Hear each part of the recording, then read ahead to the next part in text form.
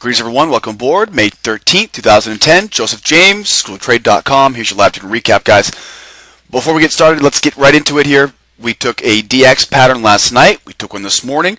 Now guys, remember, we're sending out those levels on our blog every evening right now.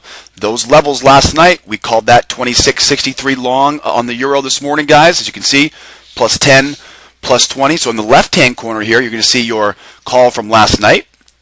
Right, left-hand corner. This was for Wednesday night, and of course, last night again. The link below the video will take you right to the blog, guys. Read that post from last night. We sent it out about 9 o'clock Eastern time to our newsletter participants. We called the 26.63 long here, guys, and of course, no matter whether you're going for plus 10 or plus 20, guys, you got your full 20 ticks there on that move this morning. All right, that was the first move. So of course, we got plus 20 there on the trade from last night. Then, of course, we gave most of that back today. Made a little bit of a mental mistake. Now, this, of course, on the right side, guys, this is Thursday, right? This is the trade we took today here at 10:30 here on the euro. Now, this morning, we were looking for a long trade in the euro, right? The level there was 25.80. And so this morning, guys, about 10:30, we saw the dollar index break its highs. We saw the euro, right, break above. Dollar index broke off its highs to the downside. Euro, of course, euro currency futures on the right side of your screen here. This one rose above that 25.80, and that was, of course, our level. Now, what was the mental mistake we made today, though? We learned something in this pattern today. What didn't I see? And we talked about this in the room this morning. We got stopped out on this, guys. We lost our 13 ticks on this, but what I wanted to show you guys was the mistake that I made here was the most valuable part of this. We didn't see any big sellers on the dollar. And we're going to talk more about that in training next week. We'll talk more about that in the room tomorrow. But today on this pattern, guys, one thing we didn't confirm today, and I'll be the first to admit it, I was distracted by the news event at that time. At 10:30, we had the news event. And so, of course, at 10:34, we had just got out of that news event. So I jumped in a little bit early without checking one very important thing. And we talked about this again, like I said, which was the dollar did not have those big sellers, right? We didn't have good speed. We didn't have those big money sellers on the dollar. Again, we'll talk more about that. So last night we made our 20.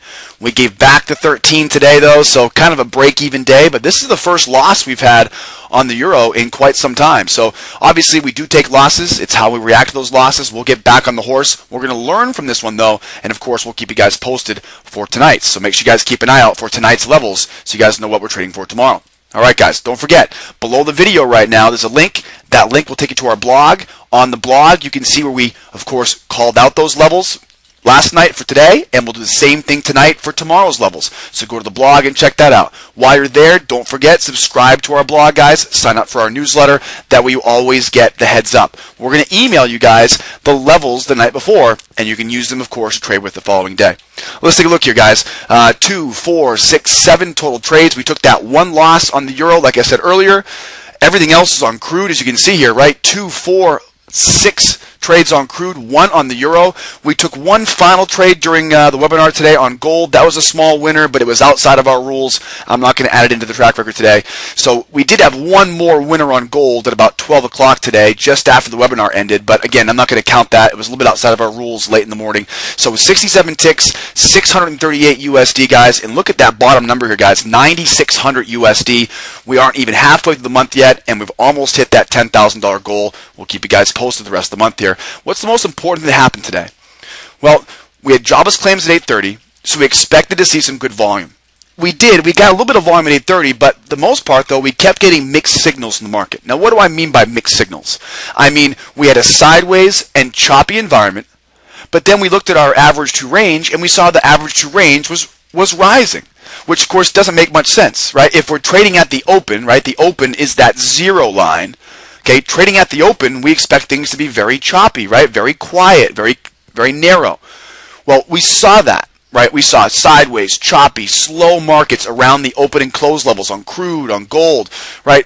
But the problem was we then confirmed with the internals, right, with, of course, the fundamentals of the market, and the average to range was rising. So that was the mixed signals. And then all of a sudden, we'd see periods of volatility that would literally come out of nowhere. It looked like a Wednesday of options expiration. Looked like Wacky Wednesday.